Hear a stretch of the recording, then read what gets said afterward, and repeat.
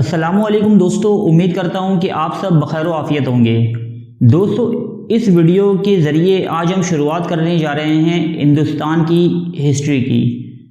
हिंदुस्तान की तारीख़ जो शुरू होती है दो तरीक़ों से।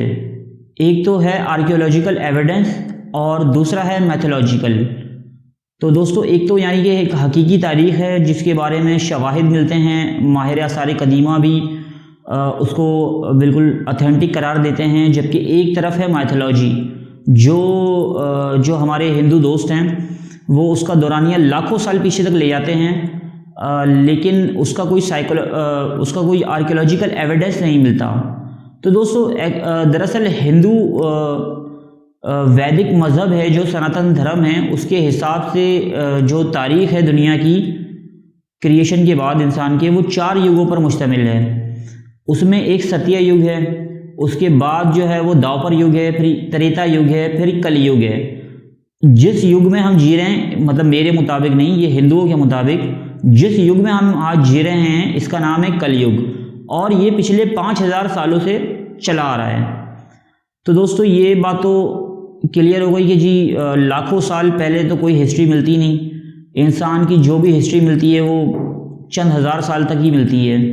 उसके जो एविडेंस मिलते हैं कि भाई क्या करता था इंसान, कैसे रहता था, उसकी जो इब्तदाई बस्तियां थीं वो कैसी थी, इसके बारे में लाखों साल पहले जाना, ये तो बिल्कुल ही मतलब लाखों साल पहले का कुछ भी नहीं मिलता ऐसा।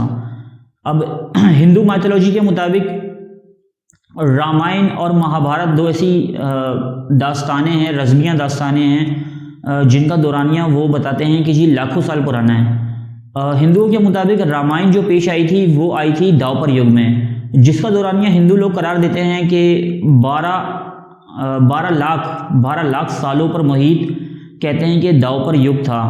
लेकिन द्वापर युग जब 12 लाख सालों पहले था और 9 लाख साल पहले वो कहते हैं कि जी श्री रामचंद्र जी का जन्म हुआ, लेकिन उस दौर का कुछ भी एविडेंस हमें मिलता नहीं है।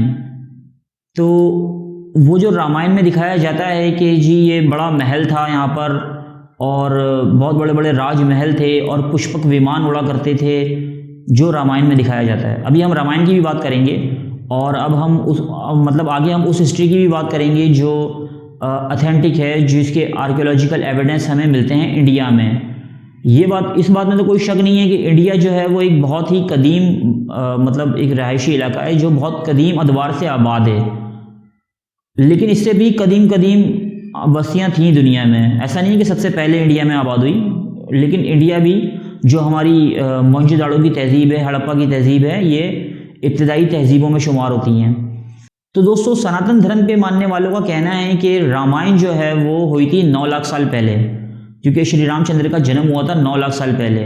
और वो कहते हैं कि जी वो बड़ा तरक्की याफ्ता दौर था, उसमें न्यूक्लियर वेपन्स की जंग हुई थी, मतलब मुख्तलिफ दावे करते हैं लोग। तो उसमें न्यूक्लियर जंग हुई थी, और उसमें पुष्पक विमान कहते हैं हवाई जहाज़ को, तो कहते हैं कि जी वो हवाई जहाज़ भी मौजूद थे, और बहुत ही तरक्की याफ्ता दौर था। बहुत बड़े बड़े महलों की दास्तानें सुनाई जाती हैं, और बहुत बड़ी चीज़ों की दास्तानें सुनाई जाती हैं उसके अंदर ना, रामायण के अंदर। लेकिन दोस्तों, ऐसा कुछ मिलता नहीं है देखें तो हम, क्योंकि अयोध्या जो शहर है, आज अयोध्या शहर जो है वो उस जगह पर वाक़या नहीं है जो अयोध्या शहर के बारे में वो डिस्क्रिप्शन बताते हैं कि जी वो इतना शानदार और इतना आलिशान शहर था। अयोध्या दरअसल जो मौजूदा अयोध्या है, जिस जगह को कहते हैं कि जी राम की जन्मभूमि है, ये वो मौजूदा अयोध्या वो वाला अयोध्या नहीं है जो रामायण में मिलता है। ये दरअसल गुप्ता एम्पायर का एक शहर था, इसका नाम था साकेत। और गौतम बुद्ध और जैन मत के जो बानी हैं महावीर साहब, इन दोनों की सामान्य उम्री में इस शहर के बारे में बताया गया है। ये एक बादशाह गुजरा है सकंद गुप्ता नाम से, गुप्ता एम्पायर में सकंद गुप्ता नाम का एक बादशाह गुजरा है। उसने जो श्री रामचंद्र के भक्त थे उन्हें खुश करने के लिए साकेत नाम के शहर का नाम अयोध्या रख दिया था। तो वो अब कहते हैं कि जी ये तो वही अयोध्या था, और वो श्रीलंका को वही लंका करार देते हैं जिसमें वो रावण के लिए हमला किया था। हालांकि उसका कोई एविडेंस नहीं है। यहाँ तक कि श्रीलंका का जो नाम आज श्रीलंका है वो भी 100 साल पहले नहीं था, उसका कुछ और नाम था दोस्तों। तो श्रीलंका नाम तो आज कुछ दहाइयाँ कबल उसका नाम श्रीलंका रखा गया है।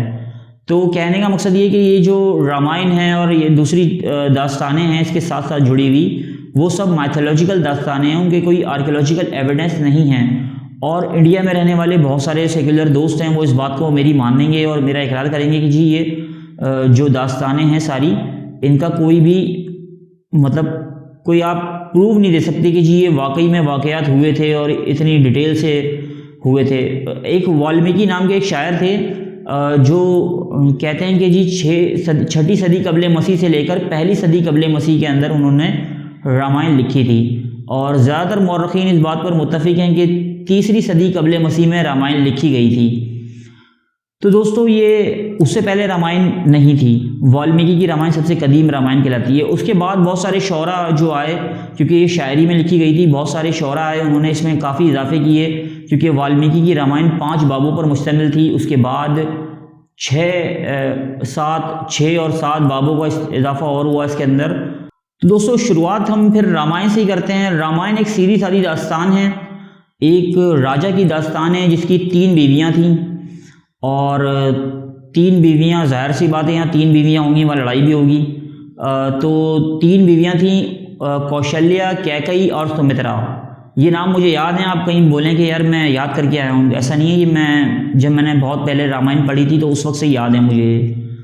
तो उनमें से एक वाइफ थी कैकई, वो चाहती थी कि मेरा बेटा भरत राजा बने इस पूरी अयोध्या का, अयोध्या नाम के सल्तनत का, और श्री रामचंद्र जो सबसे लायक शहजादे थे और दावेदार थे तख्त के, वो चाहती थी कि इनको मैं किसी तरह रास्ते से हटा दूँ। तो उन्होंने अपने ज़ाहिर सी बात है वो सेकंड वाइफ थी और करीब थी राजा साहब के, तो उन्होंने फोर्स किया कि आप जो है ना वनवास पर भेजें। वनवास मतलब कि जंगल में भेजें तपस्या के लिए, मतलब उनकी होती थी कोई मशक वगैरह जो भी थी। तो राजा उनकी बातों में आ गया, और महाराजा दशरथ नाम था उनका। तो वो राजा साहब अपनी बीवी की बातों में आ गए और उन्होंने अपने बेटे को भेज दिया वनवास। और एक और भाई थे श्री रामचंद्र के, श्री लक्ष्मण साहब, और एक उनकी बीवी थी सीता माता जिन्हें कहते हैं हिंदू लोग। तो ये तीनों फिर वनवास में निकल पड़े, जंगल में निकल पड़े, जंगल की जगह जगह घिरने लगे, साधुओं की बस्ती में, कहीं इधर उधर। तो दोस्तों इसी वनवास के दौरान श्री रामचंद्र के हाथों कत्ल हो जाता है रावण की बहन का, उसका नाम था सुर्पनाखा। दोस्तों ये सारे नाम मैंने याद नहीं किए, ये मैं पहले पढ़ चुका हूँ तो मुझे याद हैं सारे। तो उनके हाथों कत्ल हो जाता है सुर्पनाखा नाम की एक लड़की थी, या राक्षसनी कहते हैं वो उसको, अब मुझे नहीं पता कि वो क्या टर्म होगी उसकी। तो वो एक लड़की का कत्ल हो जाता है जो रावण की बहन थी। अब रावण उसके बदले के अंदर माता सीता मैं कह रहा हूँ, एहतराम में कह रहा हूँ भाई, कहीं ऐसा ना हो कि आप मुझ पे एलिगेशन लगा देंगे जी ये बड़ी एहतराम से नाम ले रहा है। दरअसल हमारा दीन हमें सिखाता है कि आप जब किसी बातिल देवता का भी नाम लें तो आप उसका नाम इज़्ज़त और एहतराम से लें। तो इसलिए हमें हर किसी का एहतराम मलहूज़ नज़र रखना चाहिए और एहतियात करनी चाहिए हर किसी चीज़ में। तो रावण जो है वो सीता जी को उठा के ले जाता है अपनी लंका के अंदर। सोने की लंका कहते हैं बनाई गई होती है, हालांकि वो सोना कहीं से दरियाफ़्त नहीं हुआ, आज तक कहीं भी दरियाफ़्त नहीं हुआ। एक पुष्पक विमान के अंदर ले जाता है रावण उठाकर, वो विमान का एक पर भी नहीं मिला आज तक ना किसी को कि भाई वो विमान था तो कहाँ था, लेकिन वो कहते हैं कि जी था।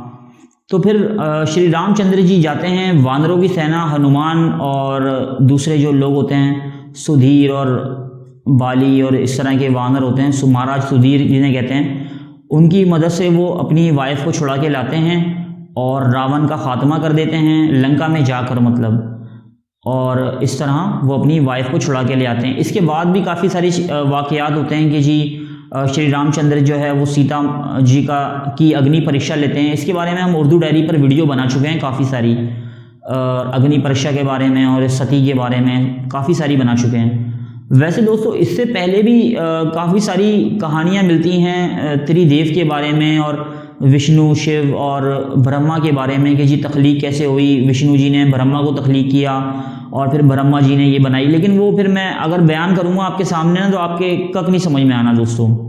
तो मैं चाहता हूँ कि जी सिंपल चीज़ें आपको बताऊँ। सिंपल स्टोरी ये है कि जी श्री रामचंद्र की वाइफ को उठाते हैं रावण साहब का वध करते हैं श्री रामचंद्र जी लंका में जाकर, और फिर वो अपनी वाइफ को छुड़ा के ले आते हैं अयोध्या में। बहुत सारे लोग कहते हैं कि जी ये आर्याओं की लड़ाई थी, आर्या वर्सेस द्राविड़ लोगों की लड़ाई थी, जिसको मजहबी रंग दिया गया है इस तरह की।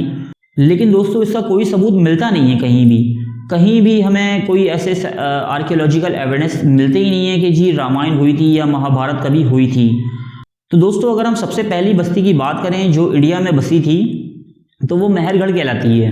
मेहरगढ़ बलूचिस्तान के करीब एक इलाका है, एक गांव है मेहरगढ़ ना, तो उसके करीब एक बस्ती दरियाफ्त हुई है सन 1974 में। तो आर्कियोलॉजिकल एविडेंस के मुताबिक कहते हैं कि जी इस खत्ते की सबसे कदीम बस्ती है जो 9000 कबले मसीह में यहाँ बसाई गई थी। और उस बस्ती का नाम किसी को नहीं मालूम, वो लोग कौन थे, क्या करते थे, किसी को नहीं मालूम। लेकिन बस ये कहते हैं कि जी वो बराबर में एक गांव है उसके मेहरगढ़ नाम का ना, तो उसके नाम पे उन्होंने नाम रख दिया है मेहरगढ़ उस बस्ती का, कदीम बस्ती का। तो दोस्तों माहिरीन आसार कदीमा के मुताबिक मेहरगढ़ के रहने वाले वो पहले लोग थे जिन्होंने खेती बाड़ी का तरीका सीखा। माहिरीन कहते हैं कि जी एक कबीला था जो जंगलों में शिकार करता था, लेकिन फिर बर्फ़ानी दौर आया तो वो शिकार मिलना उन्हें मुश्किल हो गया काफ़ी।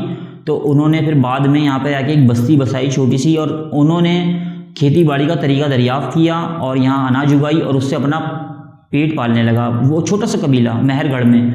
फिर वो देखते देखते उसके इर्द गिर्द जो है वो कई जंगली कबीले और आकर आबाद हुए। उन्होंने एक छोटी सी बस्ती बसाई इस बलूचिस्तान के इलाके में, मेहरगढ़ जिसे कहते हैं। अच्छा, यही लोग माहिरीन कहते हैं कि जी यही वो लोग थे जिन्होंने बाद में जाके मोहनजोदड़ो को आबाद किया, हड़प्पा को आबाद किया, और फिर ये लोग यहीं से फैले, आगे इंडिया के अंदर फैले। तो ये वो पहली बस्ती है जिसके बारे में कहते हैं कि जी ये मतलब पक्का सबूतों के मुताबिक ये इसके बारे में मतलब खुदाई के दौरान चीज़ें निकलती हैं यहाँ से। तो जी कहते हैं कि जी ये पहली बस्ती है जो आर्कियोलॉजिकल एविडेंस जिसका मौजूद है इंडिया के अंदर। इससे पहले कभी भी हमें इंडिया के अंदर बस्तियों के सबूत नहीं मिलते। बहुत छोटी छोटी कबीले रहा करते थे, और इतने बड़े बड़े महल जो रामायण में और महाभारत में बताए गए हैं कि जी ये इतने बड़े बड़े महल थे, कांच के महल, सोने के महल और फलाना ढिमकाना, लेकिन उसका कोई सबूत हमें आज तक किसी को भी नहीं मिला, हमें नहीं। हालांकि उन्होंने अयोध्या नामी शहर के अंदर बाबरी मस्जिद के अंदर एक बना दी है, उन्होंने सीता की रसोई भी बना दी है, श्री रामचंद्र जी का जन्म स्थान भी बना दिया है, लेकिन कुछ भी नहीं है, मतलब कोई एविडेंस नहीं है। बस मतलब कि जी ये जगह है यहाँ पर, जी बस बना दें कुछ भी, तो इस तरह बनाया गया है और उसका कोई एविडेंस नहीं है कि जी यहाँ पे कुछ निकला था भाई, कि भाई यहाँ से निकला था कोई मतलब पुष्पक विमान निकला था या कोई महल निकला था जिस पे उनकी मूर्ति बनी हुई थी, ऐसा कुछ भी नहीं है, ठीक है ना। तो मेहरगढ़ वो पहली बस्ती है इंडिया के अंदर जो इंसानों ने आबाद की थी, और ये बहुत कदीम लोग थे, बहुत ही कदीम। ये पत्थर का ज़माना था, जिन्हें कोई धात को ढालना, कांच वाँच कुछ भी नहीं आता था। ये बिल्कुल एक पत्थर का ज़माना था, पत्थर के लोग थे, पत्थर के लोग नहीं, आई एम सॉरी, पत्थर के ज़रिए काम करने वाले लोग थे, पत्थर के औजार थे, सब कुछ पत्थर का था इधर। तो इधर कोई धाती चीज़ें नहीं इस्तेमाल होती थी। सोना वगैरह तो बहुत मतलब सोना और विमान ये तो बहुत ही एडवांस बातें हैं, तो ये तो बिल्कुल दूर की बातें हैं। तो मैथोलॉजिकल तो मतलब मानना है लोगों का, तो वो एक अलग बात है। बहुत सारे लोगों का बिलीव है कि जी ऐसा था और वैसा था, लेकिन आर्कियोलॉजिकल तौर पे ऐसा नहीं था। मेहरगढ़ जो है वो पहली आबादी थी इंडिया में बसने वाली, और यही वो लोग थे। बलूचिस्तान, यह पाकिस्तान के इलाके बलूचिस्तान में वाक़ है, और यही वो लोग थे जो आगे गए, मोहनजोदड़ो आबाद किया, हड़प्पा आबाद किया, और फिर वहाँ से निकल के दीगर कई आबादियाँ आबाद की इन्होंने अपने इलाके को छोड़कर। तो दोस्तों ये शुरुआत थी इंडिया में पहले इंसानों के बसने की। इससे पहले भी लोग रहते, तो मतलब हज़ारों साल, मैं मानता हूँ इस बात को, हज़ारों लाखों साल से इंसान मौजूद है, लेकिन ये सब कबीले और मतलब शिकारी बस इस तरह ही अपनी ज़िंदगी गुजारते थे। मतलब ऐसी नहीं थी कि बड़ी बड़ी बस्तियाँ बसा रखी थी इन्होंने, ऐसा बिल्कुल भी नहीं था। जो साइंस हमें बताती है और जो तारीख़ हमें बताती है वो यही है दोस्तों। तो दोस्तों अभी हमने बात की थी रामायण पे, और अब इस चैनल की अगली वीडियो पर हम इंशाअल्लाह ताला बात करेंगे महाभारत पर, कि महाभारत जो है वो किस तरह हुई थी और क्या उसके अवामिल थे, वो किन दो ग्रोहों के दरमियान लड़ी गई थी, उसका नतीजा क्या निकला था, हिंदुस्तान पर उसके क्या असरात पड़े थे, और वो वाक़यात सही भी थे या मतलब कि बस कही सुनी बातें थी। तो दोस्तों इसके साथ मुझे इजाज़त दीजिए, काफ़ी वीडियो लंबी हो चुकी है और हम हाजिर होंगे अपनी अगली वीडियो में। और दोस्तों अगर आप नए हैं इस चैनल पर तो इस चैनल को सब्सक्राइब ज़रूर कर लीजिए और मैं आपके लिए इसी तरह मालूमाती वीडियोस लाता रहूँगा अगली बार भी इंशाअल्लाह ताला। खुदा हाफिज़ दोस्तों।